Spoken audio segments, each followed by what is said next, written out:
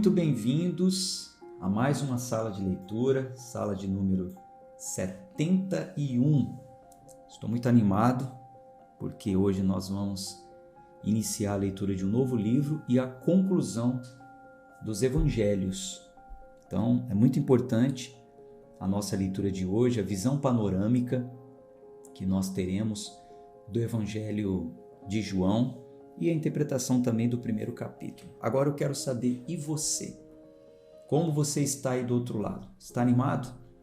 Está preparado para mais um mergulho no conhecimento? Porque a visão panorâmica, ela vai trazer informações sobre quem é o autor do livro, qual o contexto histórico, a contribuição para toda a Bíblia, né? Como aquele livro contribui para toda a Bíblia, enfim. Então, é um assunto relevante, muito importante, porém é para aqueles que estão ávidos por conhecimento. Coloque aí nos comentários aí. Preparado para aumentar em conhecimento debaixo da graça do nosso Senhor? Comente aí. E assim a gente segue então. Vamos primeiro fazer uma oração? Então, vamos orar. Senhor, obrigado por essa manhã, por essa oportunidade, esse privilégio que o Senhor nos dá, estarmos aqui reunidos nessa sala de leitura. Como seria possível eu me reunir todos os dias diariamente, nós temos uma média aí de 400 pessoas no próprio dia, e isso depois com o tempo vai chegando a 500, 600, até 1.000 pessoas, por volta desse número que nós temos no nosso clube de leitura. Então alguns acompanham todos os dias, outros estão vindo ali um pouco atrasado, mas estão nos alcançando. Como seria possível eu, aqui de Sergipe, Aracaju, me reunir com essas pessoas espalhadas no Brasil e no mundo, todos os dias, se não fosse essa sala de leitura, essa sala virtual? Então, te louvo, Senhor. Te agradeço por esse privilégio que o Senhor tem me dado e tem dado também para os leitores que estão do outro lado da tela agora. O Senhor é muito bom. A tua bondade nos alcançou, nos dando essa oportunidade. Obrigado, Jesus. Estamos aqui reunidos porque queremos aprender mais de Ti. Fale ao nosso coração.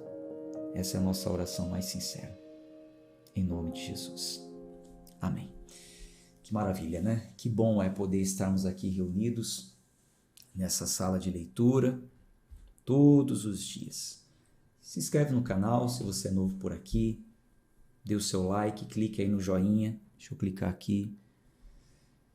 Essa leitura ou essa introdução, que é a visão panorâmica, requer atenção. Então, vou deixar um pouquinho de lado os comentários. Caso aconteça algum problema, sinalize aí. Mas, com a graça do nosso bom Deus, vai dar tudo certo. Então, vamos falar sobre o Evangelho de João, a visão panorâmica do Evangelho de João. Daqui a pouquinho eu coloco aí a Bíblia na tela também, vou compartilhando alguns escritos com vocês. Se quiser, já deixa aí a sua Bíblia aberta em João, vou abrir a minha. Você sabe que João tem o Evangelho e tem 3 cartas, né? Hoje nós vamos falar sobre o Evangelho. É o 4º livro do Novo Testamento. Ele tem 3 cartas também, mas as cartas a gente vai falar mais para frente.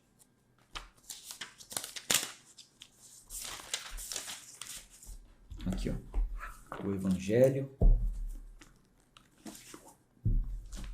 Aí em cima, o Evangelho segundo João. Bom, o Evangelho de João é um dos mais utilizados para a obra de evangelização. É nesse Evangelho que está escrito um dos versículos mais conhecidos e até decorado, você deve conhecer. Porque Deus amou o mundo de tal maneira que deu o seu Filho unigênito, para que todo aquele que nele crê não pereça, mas tenha a vida eterna. Isso está escrito em João, capítulo 3, versículo 16. Muito conhecido. E muitos evangelistas usam esse versículo e o Evangelho de João para evangelizar, para levar o conhecimento sobre a vida de Cristo para as pessoas. É um livro muito amado. Sobre o autor, nós vamos perceber durante toda a leitura e logo no início que o autor era um apóstolo, uma testemunha ocular, alguém que viveu com Cristo. Diferente de Marcos e Lucas, que eram companheiros de apóstolos, né, que estiveram com Cristo. A gente percebe, vamos aqui em João, no capítulo 1, a gente percebe aqui já no comecinho, capítulo 1, versículo 14. Ó,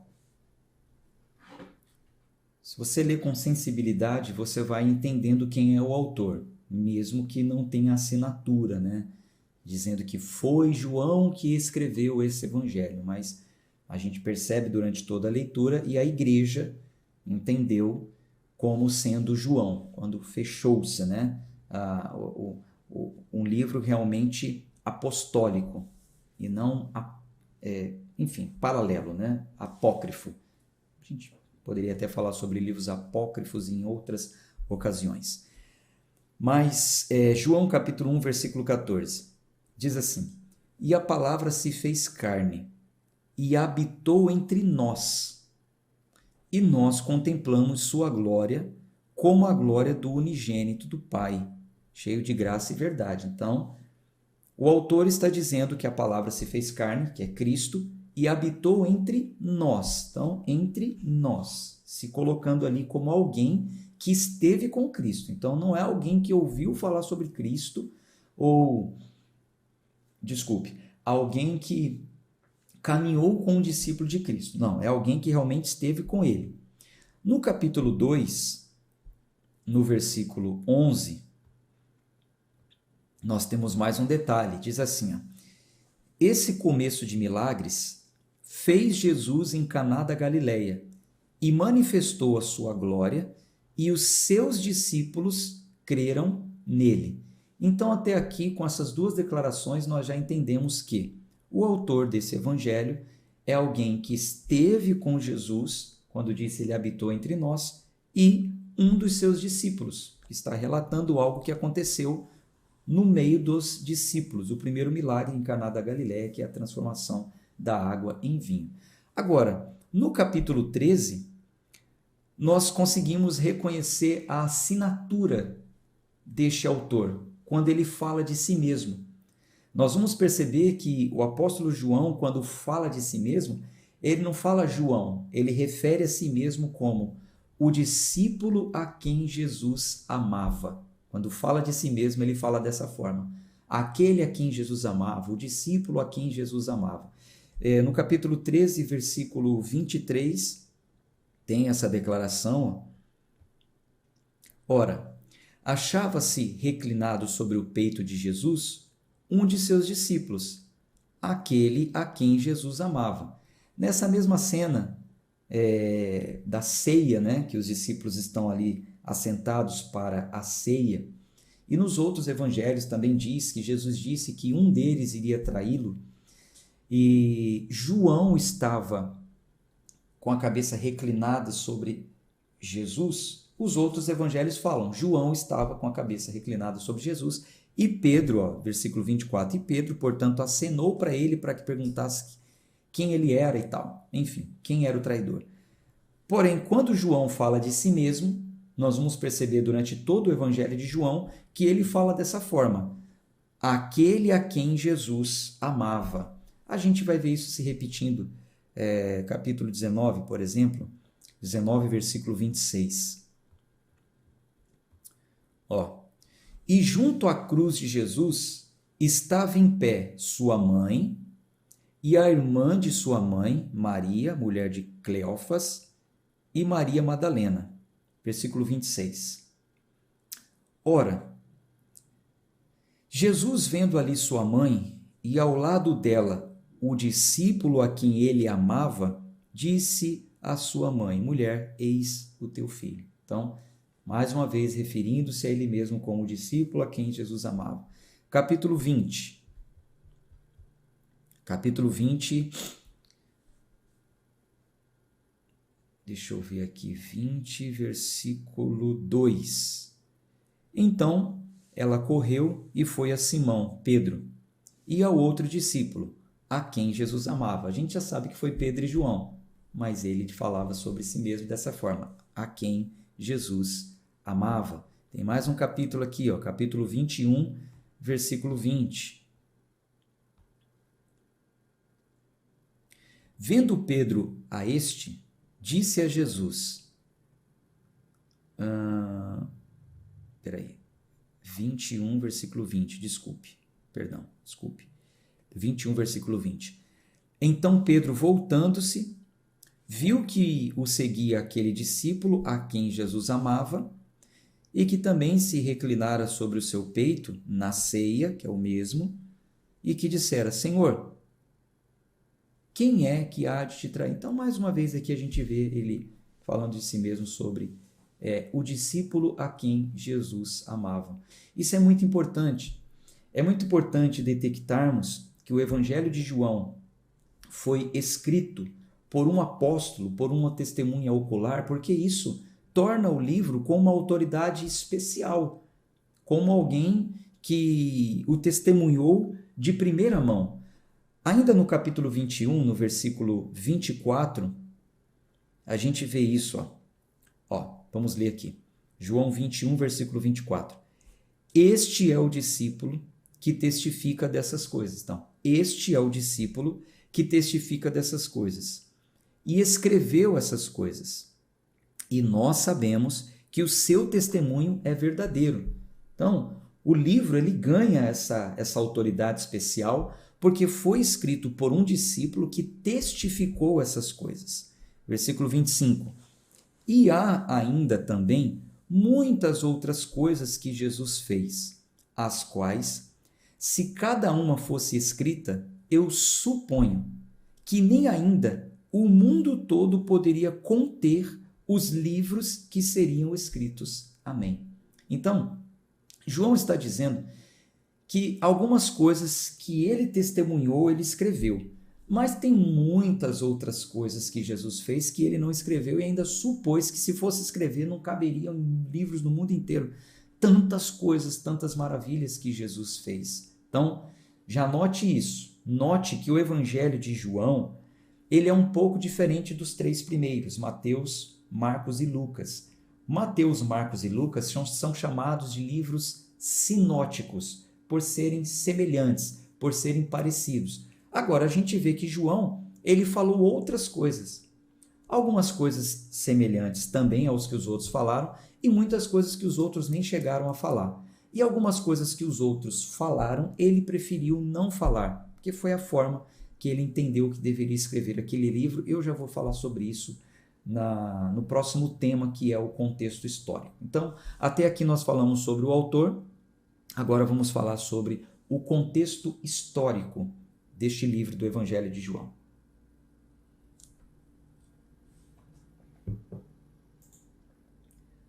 Contexto histórico. O Evangelho de João, a gente nota que ele vem na sequência, né? Mateus, Marcos, Lucas,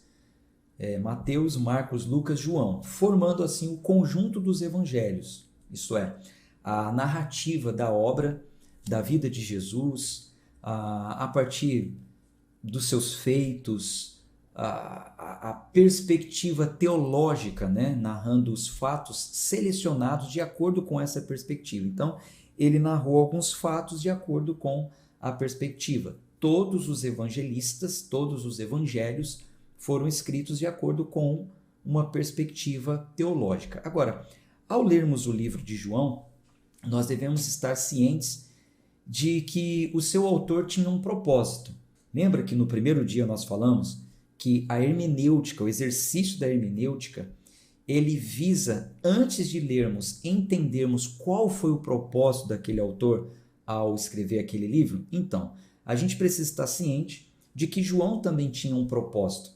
Ao narrar os fatos que nós vamos ler, João tinha um propósito ao deixar algumas coisas escritas e ao também não escrever algumas coisas.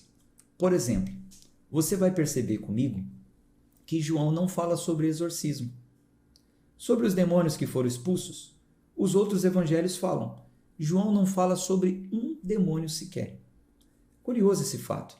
Então, ele tinha um propósito diferenciado e nós vamos perceber isso lendo o livro.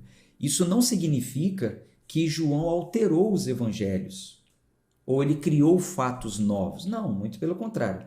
Ele mesmo deu testemunho de que tudo que ele escreveu é verdadeiro. Vamos ler aqui de novo. Versículo 24. Este é o discípulo que testifica dessas coisas e escreveu essas coisas. E nós sabemos que o seu testemunho é verdadeiro. Então, tudo que ele disse é verdade. Ele foi fiel a tudo que ele viu.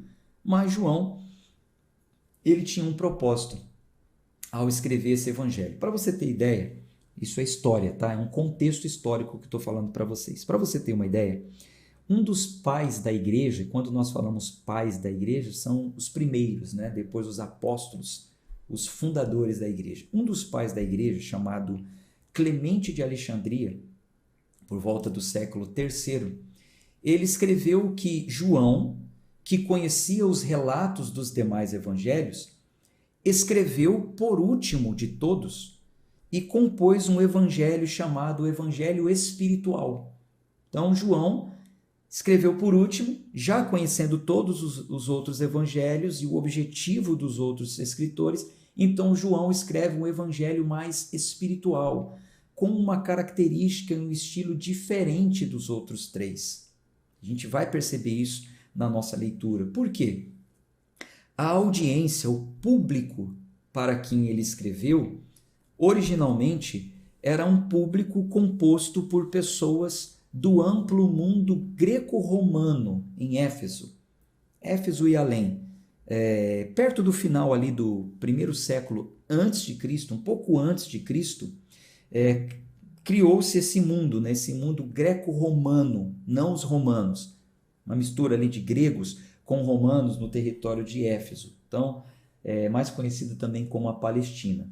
Então, João ele traduz os seus escritos para o grego e em termos aramaicos, com o objetivo de atingir aquelas pessoas. Então, ele escreve um livro mais evangelístico e visando aquelas pessoas, visando aquele público.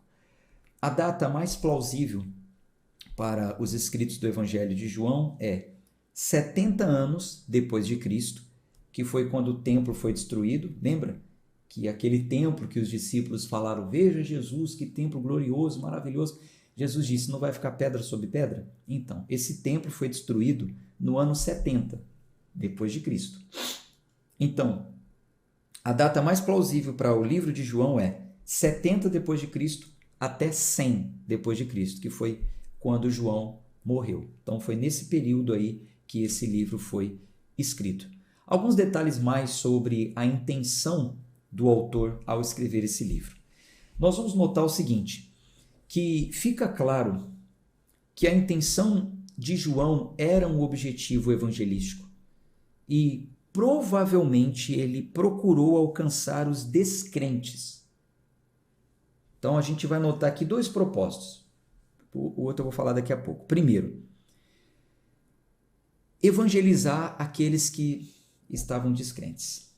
Esse foi o primeiro propósito. O segundo propósito, ajudar na apologética. Eu já falo mais sobre isso. Vamos nos ater agora ao primeiro propósito. Deixa eu pegar aqui uma referência para mostrar para vocês. João capítulo 20, versículo 30. Veja só. E muitos outros sinais que não estão escritos neste livro, verdadeiramente Jesus fez na presença de seus discípulos. Mas estes estão escritos para que possam crer que Jesus é o Cristo, o Filho de Deus, e para que, crendo, tenhais vida através do seu nome. Então, gente, o propósito está claro aqui. Para que João escreveu esse livro? Está aqui, ó. Ele disse que muitos outros sinais foram escritos, mas nem foram, muitos outros sinais foram feitos, mas nem estão escritos.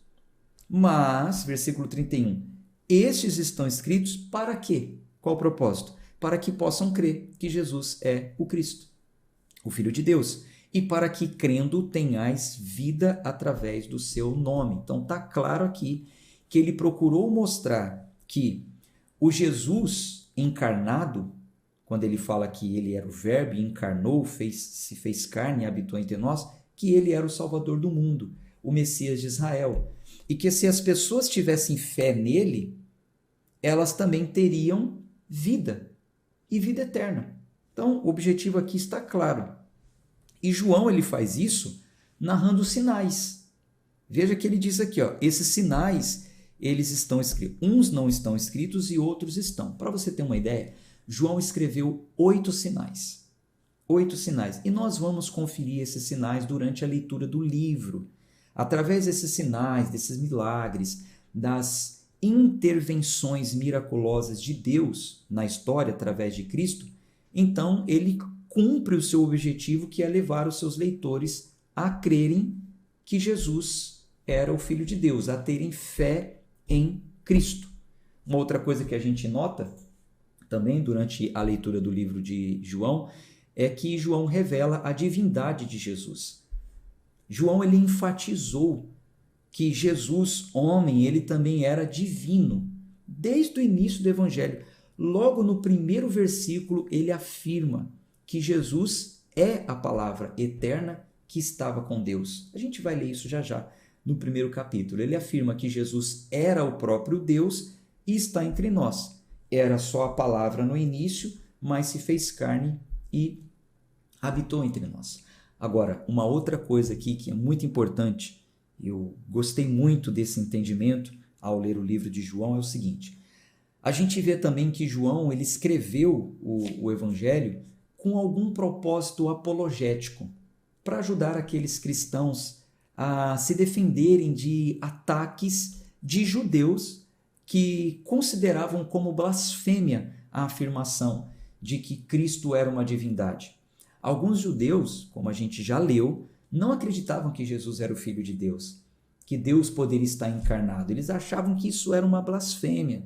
Então João, ele escreve este livro também com o objetivo apologético. O que é apologia? Apologia é uma disciplina teológica que se propõe a demonstrar a verdade da própria doutrina, defendendo-a.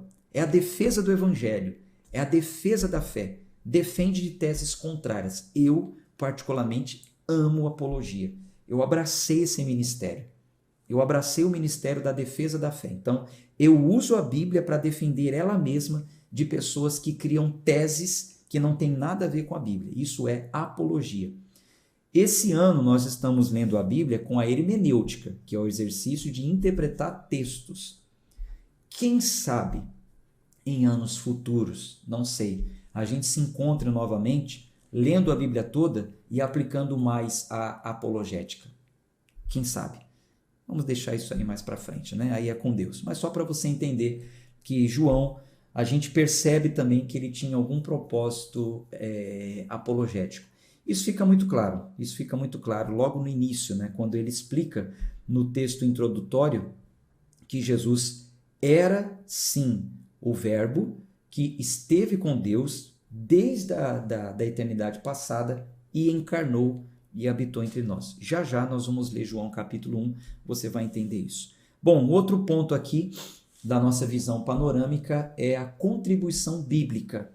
Quanto o Evangelho de João contribuiu para a Bíblia toda. Deixa eu só dar uma pausinha aqui.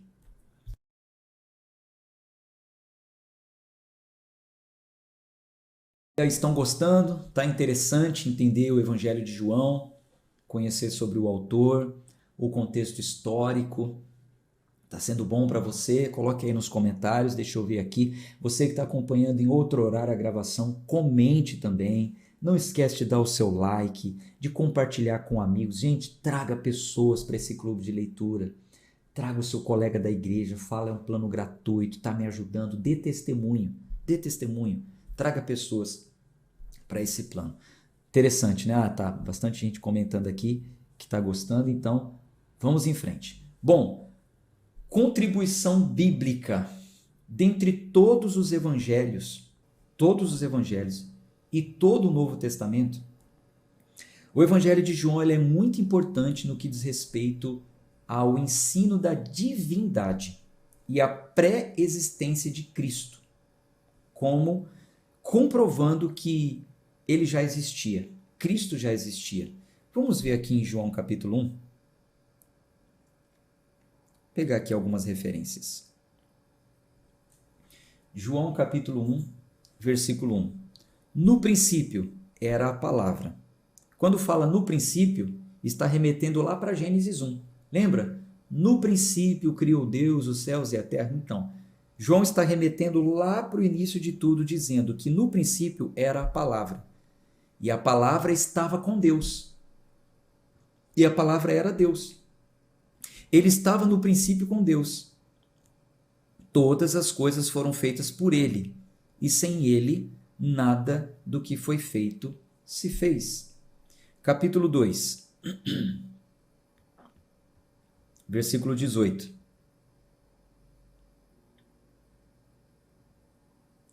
Capítulo... perdão, 2 não, desculpe, perdão. Voltando aqui para o capítulo 1, versículo 18. Desculpe, gente. Versículo 18. Nenhum homem viu Deus em qualquer tempo. O Filho unigênito que está no seio do Pai, ele o declarou. Então, João começa dizendo que no início ele já estava com Deus. E no versículo 18 ele está dizendo que nenhum outro viu Deus, a não ser o Filho unigênito que está no seio do Pai. A gente vai ver também aqui, deixa eu ver aqui, João 8. Mais uma declaração.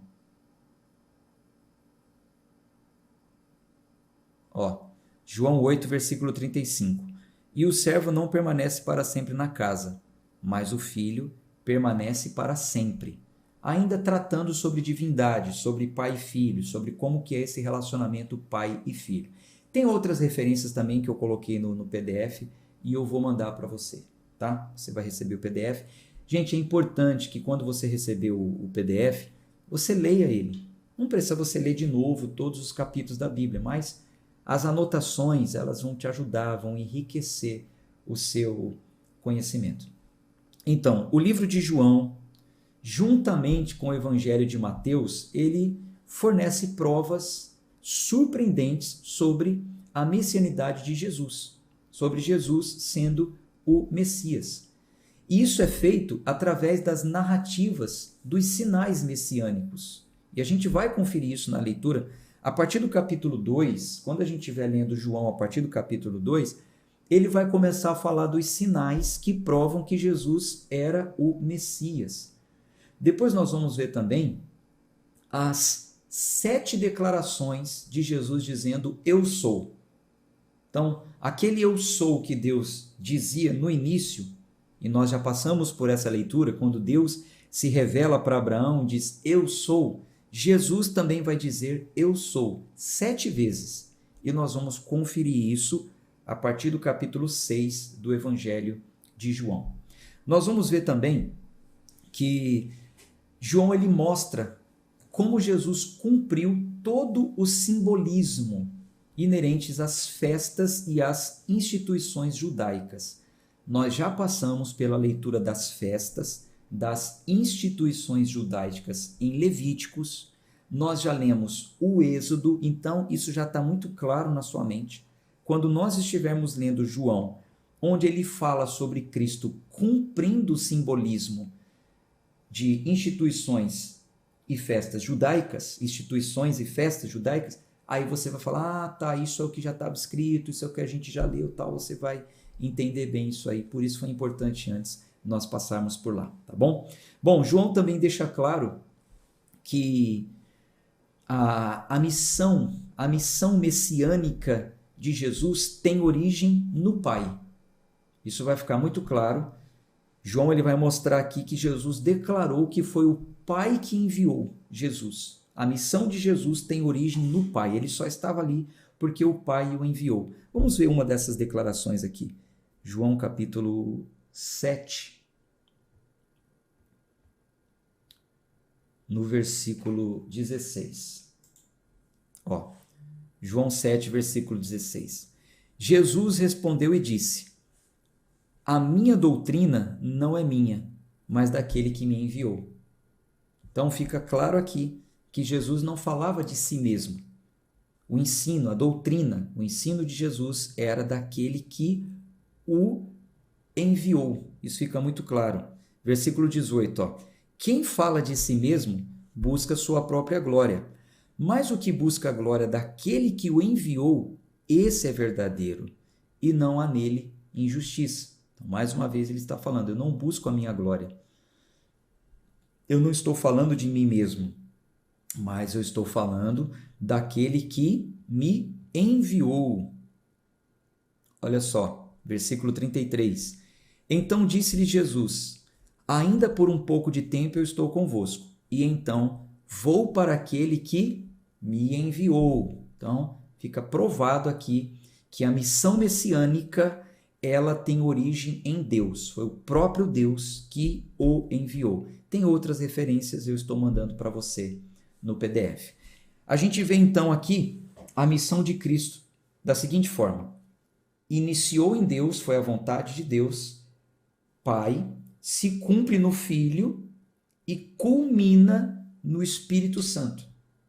Quando ele vai comissionar os seus discípulos, ele vai criar a sua nova comunidade, a comunidade messiânica, no poder do Espírito Santo. Isso está em João capítulo 20, versículo...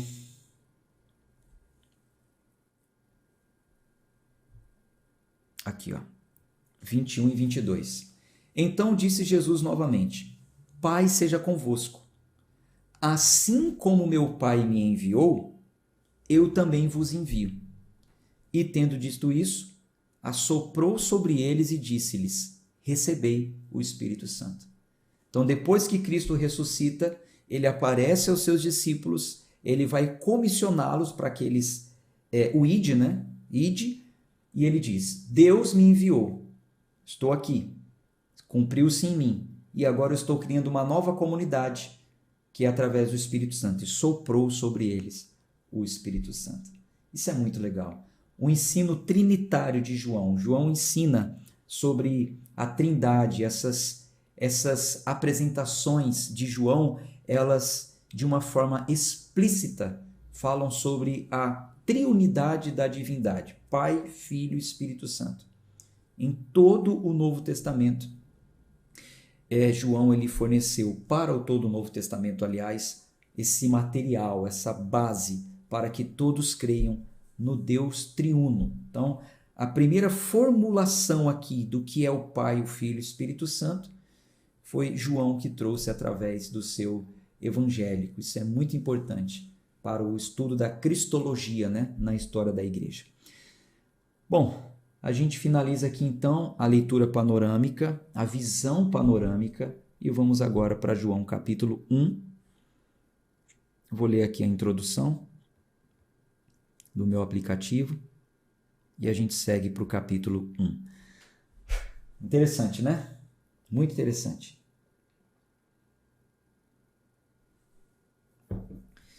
Bom, João. O evangelho de João é diferente dos evangelhos sinóticos. Você já sabe o que quer dizer sinótico. Mateus, Marcos e Lucas. Visto que mais de 90% de seu material é exclusivo. Veja que coisa. O evangelho de João não se concentra nos milagres. Só falam de 8. Não se concentra nos milagres. Nas parábolas e nos discursos públicos que são proeminentes nos outros relatos. Em compensação, este relato enfatiza a identidade de Jesus como Filho de Deus e destaca a maneira como nós, cristãos, deveríamos responder aos ensinamentos de Jesus. Então a gente vê que o propósito de João foi exatamente evangelizar, tornar pessoas semelhantes a Cristo. É excelente a leitura do livro de João e é ela que nós vamos fazer agora. João, capítulo 1. No princípio era a palavra, E a palavra estava com Deus, e a palavra era Deus. Ele estava no princípio com Deus. Todas as coisas foram feitas por ele, e sem ele, nada do que foi feito se fez. Então, aqui nesse ponto, no prólogo, né, do Evangelho de João, são as primeiras palavras, as palavras introdutórias do Evangelho de João, João está relatando aqui o princípio, de Gênesis 1:1. No princípio criou Deus o céu e a terra.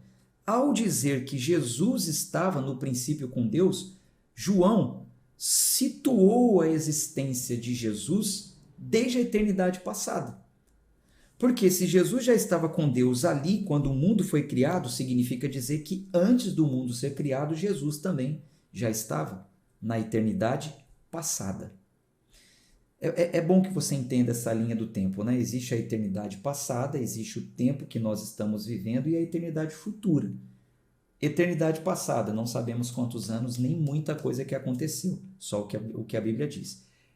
A linha do tempo, a vida, onde veio luz, é o que nós estamos vivendo, os livros trazem os registros. Eternidade futuro, que é a continuidade da vida, onde a vida vai continuar. A gente também não sabe muita coisa, só o que os livros dizem. Mas João está afirmando aqui que Jesus já estava com Deus desde a eternidade passada e no princípio da criação. Nele estava a vida, e a vida era a luz dos homens. E a luz brilha nas trevas, e as trevas não a compreenderam. Houve um homem enviado por Deus, cujo nome era João. Este veio como testemunha. Você sabe que esse João não é o João apóstolo, né? Esse João é o João o Batista, tá? Então, João o apóstolo está falando sobre João o Batista. Então, houve um homem enviado por Deus, cujo nome era João. Este veio como testemunha, para dar testemunho da luz, para que todos os homens através dele pudessem crer. Ele não era aquela luz, mas foi enviado para dar testemunho da luz. Aquele era a verdadeira luz, que ilumina a todo homem que vem ao mundo. Então, todo homem que vem ao mundo é iluminado pela luz, que é Jesus.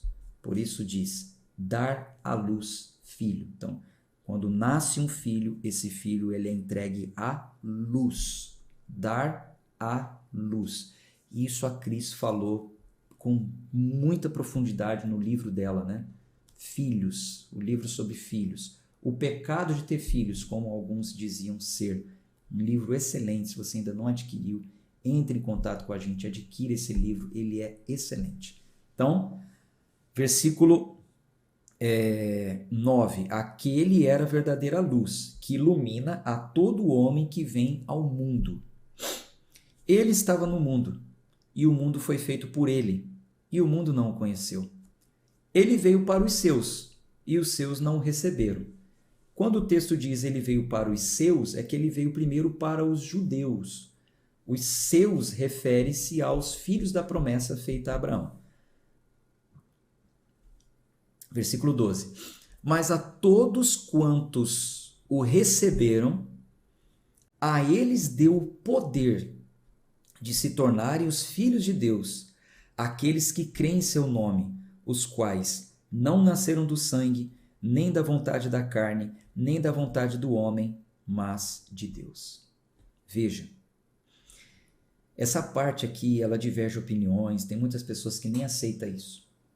Quando se fala assim, nem todos são filhos de Deus. Tem gente, não, eu sou filho, eu sou filho, eu sou filho. Não. Aqui está dizendo o seguinte, todos que recebem a Jesus, recebem o poder de se tornarem filhos de Deus. Todos os demais são criaturas, são nascidos da carne e do sangue, mas não são esses que são filhos de Deus.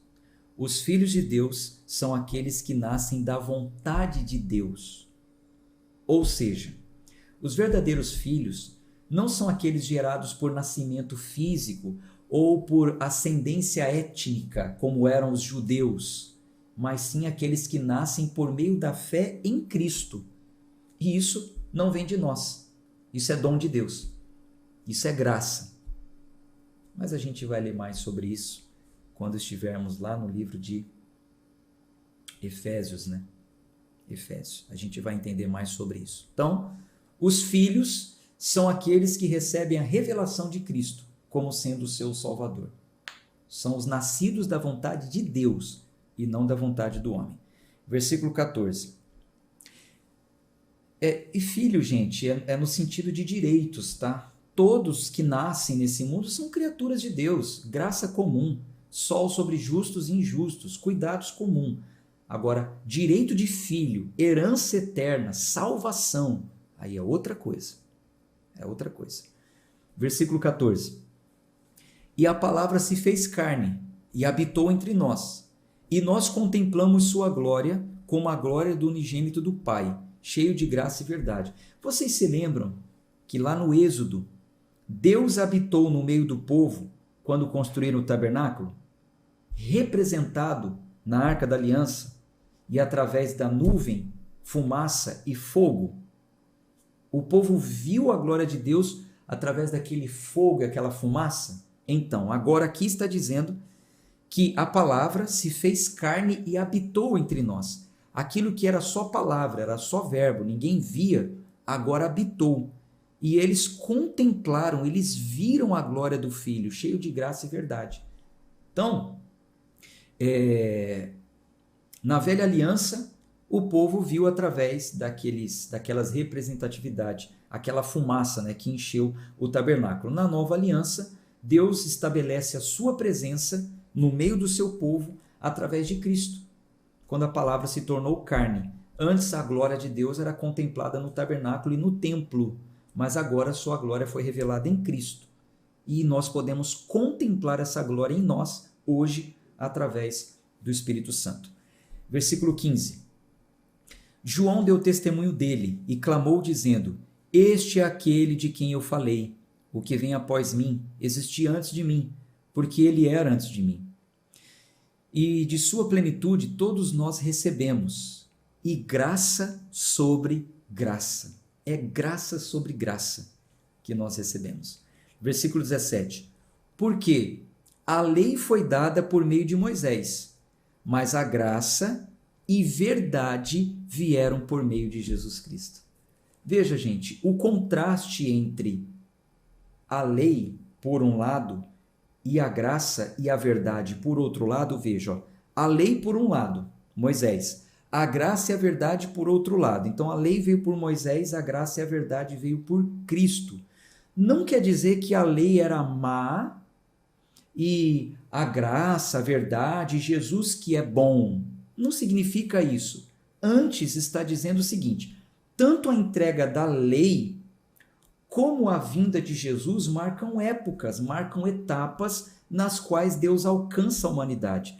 Deus alcançou a humanidade no tempo de Moisés através da lei. Deus alcança a humanidade em nosso tempo através da graça. A lei foi boa para conduzir o povo e a graça, ela também é boa para nos conduzir a Deus. Da mesma forma, só que marcam épocas. Foi-se o tempo da lei. Agora nós estamos no tempo da graça. Então aqueles que querem receber a Deus não é mais por lei. Esquece, não adianta. Pode tentar, pode fazer o que for. É o que diz a Bíblia. É o que diz o texto. Jesus está marcando a revelação final e definitiva da graça e da verdade de Deus.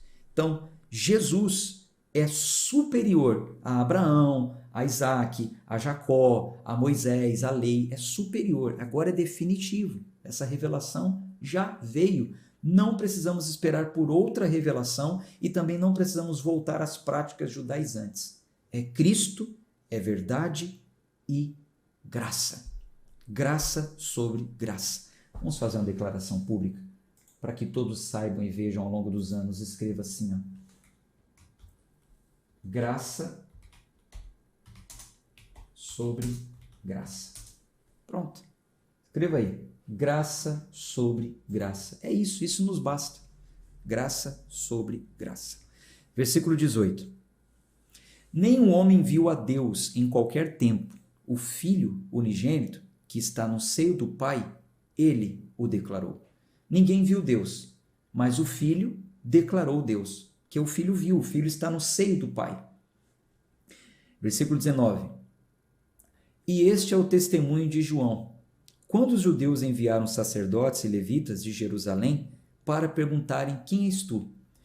E ele confessou, e não negou, mas confessou: eu não sou o Cristo. E eles perguntaram: então quem és? És tu Elias? E ele disse: eu não sou. És tu o profeta? E ele respondeu: não. Então eles disseram-lhe: quem és tu? Para que possamos dar uma resposta àquele que nos enviaram. O que tu dizes de ti mesmo? E ele disse: eu sou a voz do que clama no deserto. Endireitai o caminho do Senhor, como disse o profeta Isaías. E os que foram enviados eram os fariseus. Então os fariseus enviaram alguns para perguntar quem João era. E João fala: eu não sou Cristo, eu não sou profeta, eu não sou Elias. Eu sou a voz que clama no deserto. O profeta Isaías não tinha falado que uma voz iria anunciar Cristo? Eu sou essa voz. Ponto. É só o que eu sou. E isso já bastava para os fariseus crerem em Cristo, porque antes de Cristo uma voz o anunciou em cumprimento da profecia. Mas os fariseus, não tinha jeito. Versículo 25. E eles perguntaram-lhe dizendo: por que então tu batizas, se não és o Cristo, nem Elias e nem profeta?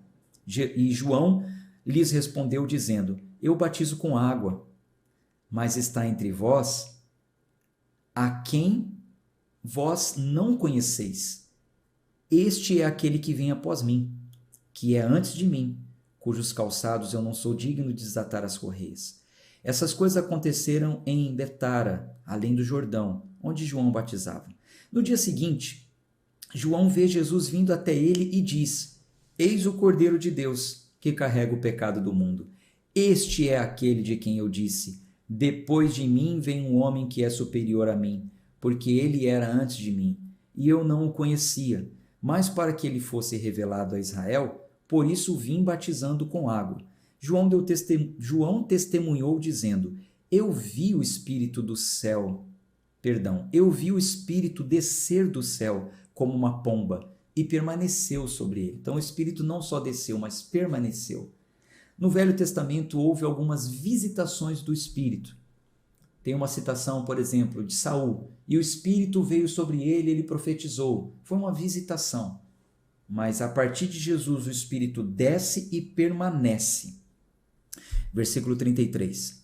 E eu não o conhecia, mas aquele que me enviou para batizar com água, este disse para mim: aquele sobre quem vires descer o Espírito e sobre ele permanecer, este é o que batiza com o Espírito Santo.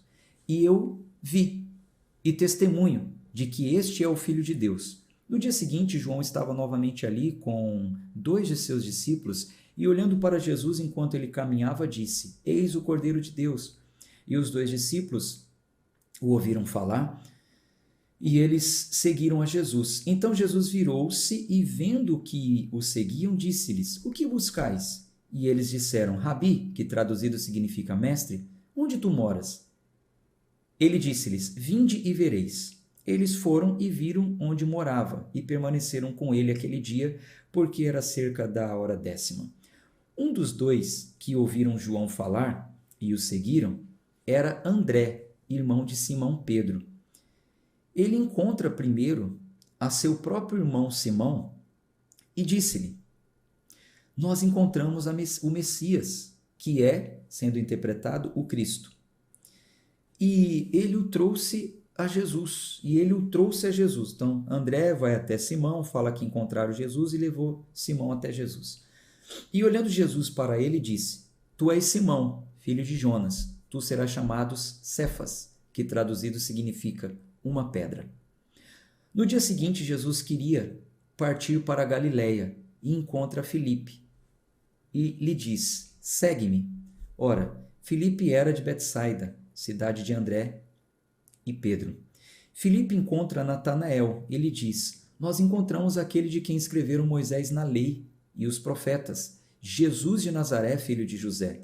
E Natanael lhe disse: pode haver coisa boa vinda de Nazaré? Filipe respondeu: vem ver. Natanael disse isso porque Nazaré era uma cidadezinha pequena de 2.000 habitantes. dizia que não sairia nada de bom dali, né?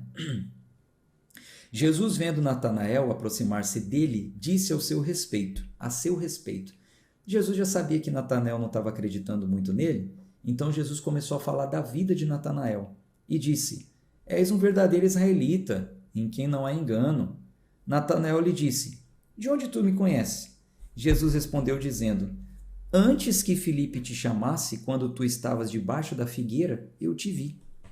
Natanael respondeu dizendo: Rabi, tu és o Filho de Deus, tu és o Rei de Israel. Jesus respondeu dizendo: Porque eu te disse, vi-te debaixo da figueira, tu crês? Coisas maiores do que essas verás. E ele lhe disse: na verdade, eu vos digo, de agora em diante vereis o céu aberto e os anjos de Deus subindo e descendo em direção ao Filho do Homem. A gente nota aqui que muitas vezes as pessoas não criam que Jesus era o Cristo. Então Jesus revelava sobre a vida da pessoa. A mulher samaritana não creu, Jesus falou: você tem 5 maridos, né? Já teve 5, né? E o que você tem não é seu. Natanael não creu e Jesus falou: eu te vi lá debaixo da figueira. Sabe-se lá o que Natanael estava pensando debaixo da figueira, mas Jesus viu e soube. Quem mais? Nicodemos foi ter com Jesus e disse: eu sei que tu és o mestre por causa dos sinais que você faz. Jesus falou assim: não, só por causa dos sinais você está achando que eu sou o filho? Ninguém pode ver o reino se não nascer de novo. Então muitas vezes as pessoas querem ou só acreditam em Jesus por causa de revelação, de sinais, e Jesus sempre está apelando para: não é dessa forma que você deve buscar conhecê-lo, mas é através do novo nascimento, da revelação da palavra. Eu não preciso que ninguém revele a minha vida, que ninguém fale da minha vida, do meu futuro, para eu crer no que já está revelado, já está escrito, já está aqui. Mas muitas pessoas vivem ainda em busca de revelações, de sinais, disso, daquilo. O apelo da leitura de hoje é para uma maturidade espiritual. O Verbo se fez carne e habitou entre nós, ele está no nosso meio hoje através do Espírito Santo.